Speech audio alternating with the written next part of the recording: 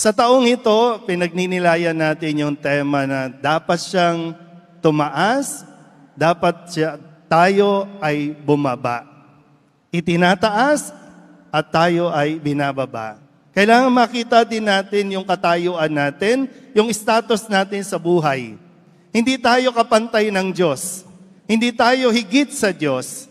Tayo ay tao lamang at ang Diyos ang atin pong tinitingala. Ang Diyos ang ating sinasamba, hindi ang tao, lalong-lalo hindi ang ating mga sarili. At kaya nga, lagi natin pinapaalala sa mga deboto, nakakailang innovation na rin tayo. Kasi gusto natin ipaalala na ang araw na ito, hindi ito para makilala tayo, hindi ito para makita ang pangapagmumukha natin, kundi para maiparating natin sa mga tao na ito, ang poong Nazareno, ang tanda ng pag-ibig ng Diyos.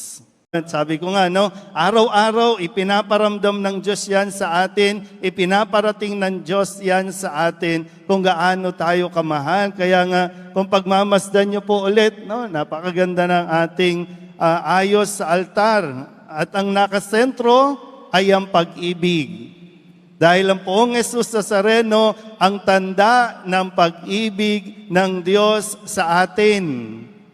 At sa tuwing nakikita natin yan, hindi mo dapat kalimutan na mahal ka ng Diyos at hindi mo dapat kalimutan na may nagmamahal sa iyo.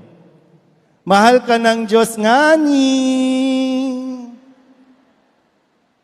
Kasi minsan, kinakalimutan natin dahil nakatuon tayo sa pag-ibig lang ng tao. Na pag minsan, akala natin ay walang nagmamahal sa akin. Kaya mag-i-emote ka na naman, magdadrama ka na naman. Kasi hindi ka minahal ng asawa mo, hindi ka minahal ng anak mo, okay lang yan.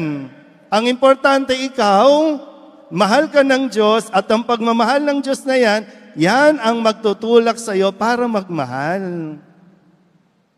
Sabihin nyo nga ulit, mahal ako ng Diyos.